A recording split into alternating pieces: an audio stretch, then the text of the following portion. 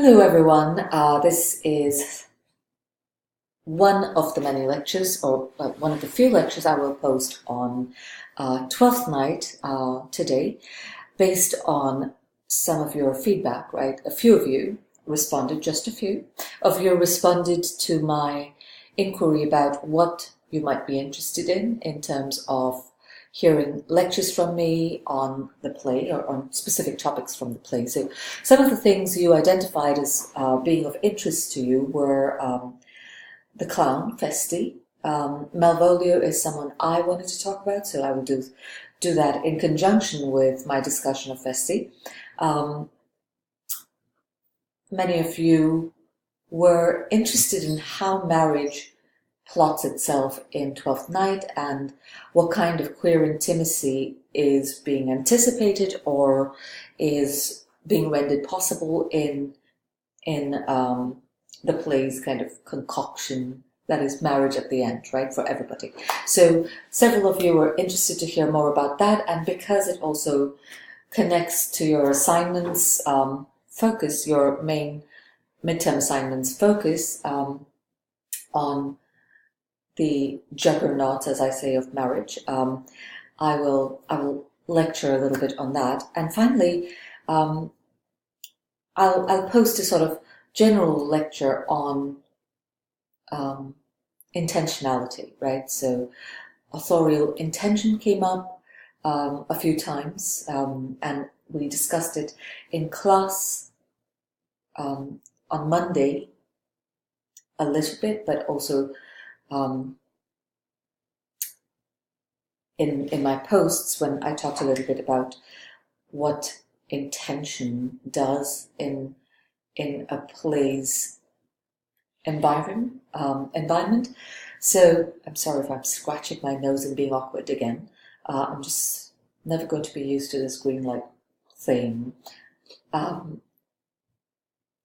So those are some of the things that I would like us to consider as you watch these lectures, right? The questions that you yourself have posed.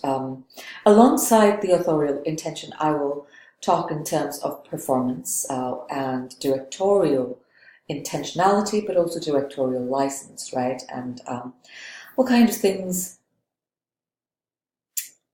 problematize in a useful way the text, and what kind of things perhaps are adapting the play in ways that are no longer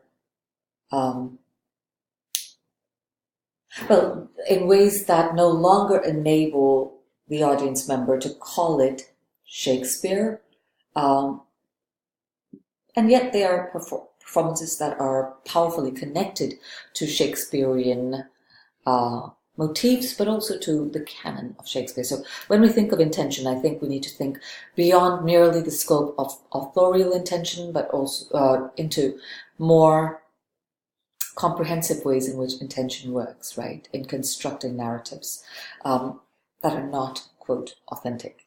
So with that, I will begin. I'll try keeping lectures kind of brief, but there is no promise that I can make regarding that.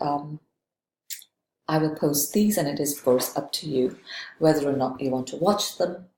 There will be quizzes, and I'm going to embed the quizzes within videos. So if you snooze, you lose. Why am I doing that? Because posting these quizzes, posting these lectures takes up a lot of time and effort. And if there is no reciprocity, it feels, well, it's a painful waste of time, isn't it? For me, I could be doing something else, like reading and working on something that I will in turn transmit to you. But in seriousness, I do hope these lectures are of use to you, and that you watch them not when you feel like it, but when you need to watch them in order to participate more fully in conversations that we are going to continue in the classroom. Okay, let's start with talking about Malvolio and Feste, right? I mean, in the most obvious of ways, the two could not be more dissimilar, right? We see Feste as this really witty fool, right? And he is a person who seems to have ample patience for the world around him, and yet has no patience for moralism, right? So whenever somebody, including his own mistress, tries to moralize and says, oh, you've grown dishonest, you are a dry fool, get him away from here. You know, her implication is that Feste is cheating, right? Cheating her out of his wisdom, his foolish wisdom, or his wit, however you want to call it. But she's accusing him of dishonesty as an employee in some ways, right? And it is not so much a moral castigation as it is a sort of I take that back. It's not so much a sort of powerful castigation of Feste as a rotten soul or something, but she has subtly made reference to how he is no longer of good service, right? And so she's thinking of him as an employee who is stealing from her. And this stealing is, of course, that he is stealing away from her household, right? He is not enslaved by any means to Olivia's household, but seems to be wandering in and out, right? So Feste throughout the play retains a sort of nomadic identity, which I think is extremely useful for us to remember, especially if we think about him, say, in conjunction with Malvolio, who, despite being the clear outsider, is firmly located within the house, is of the house, and is also thinking morally and in other ways about the household, right? Morally and materially about the household. As I had mentioned in one of my prefatory lectures, his job, right, by profession, Malvolio is kind of locked into household affairs and matters in a way that Feste is not, nor does he choose to be or care to be, right? So these two differences, I think, are very important insofar as how these characters represent the worlds that they either belong within or they don't belong within, or they meander in and out of, right? So Feste shows up at his convenience and seduces with his wit his mistress, who is otherwise in mourning and is uninterested in his kind of non-committal interest in amusing her, right? She falls for him and says, well, he seems to be fun and interesting, doesn't he? As she asks Malvolio, who is really quite disgusted almost with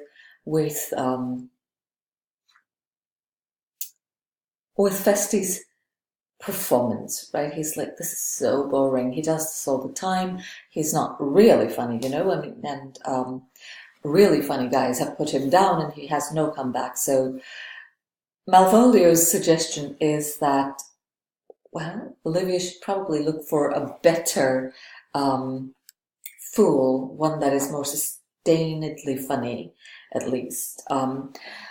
Malvolio's refusal to be impressed by Feste is a jealousy.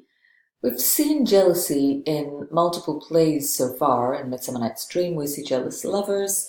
In Othello, we see jealous lovers. We're going to see some more jealousy in the coming plays. But in Malvolio, what is it that renders him so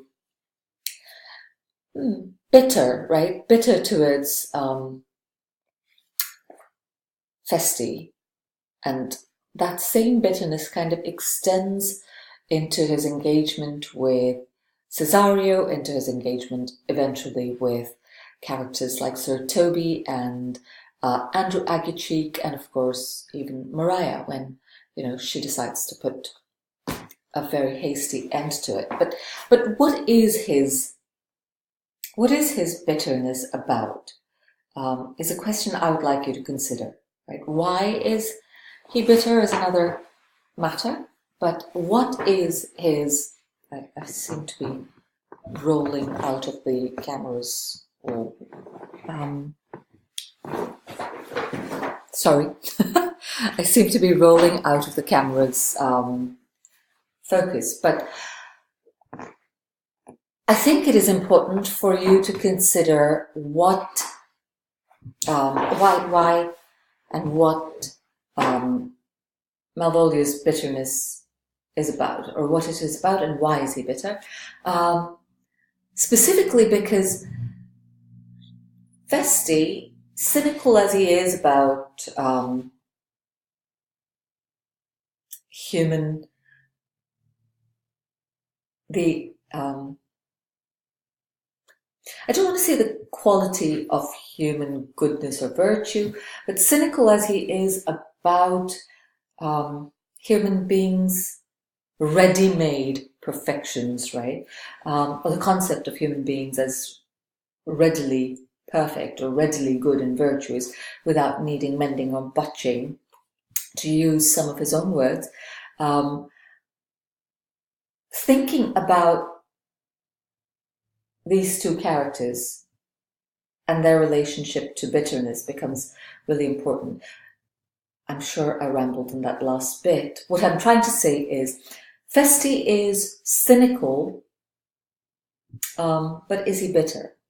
I would argue not, right? I think Feste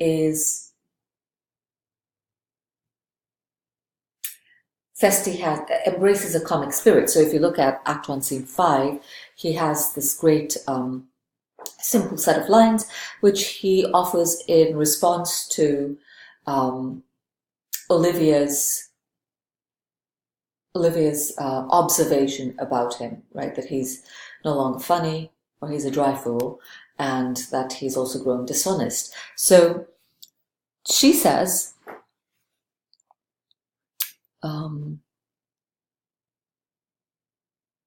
"Go to, you're a dry fool, I'll know more of you, besides you grow dishonest." To which he says, "Two faults, Madonna, that drink and good counsel will amend. For give the dry fool drink, then is the fool not dry. Bid the dishonest man mend himself. If he mend, he's no longer dishonest. If he cannot, let the botcher mend him. Anything that's mended is but patched. Virtue that transgresses is but patched with sin, and sin that amends is but patched with virtue. If that this simple syllogism will serve, so. If it will not, what remedy? As there is no true cuckold but calamity, so beauty's a flower. The lady bade take away the fool, therefore I say again, take her away." Right, so he manages to seduce Olivia back into submitting to his foolery, right? But he also articulates what we might call his worldwide philosophy, right? His sort of foolish, antic philosophy that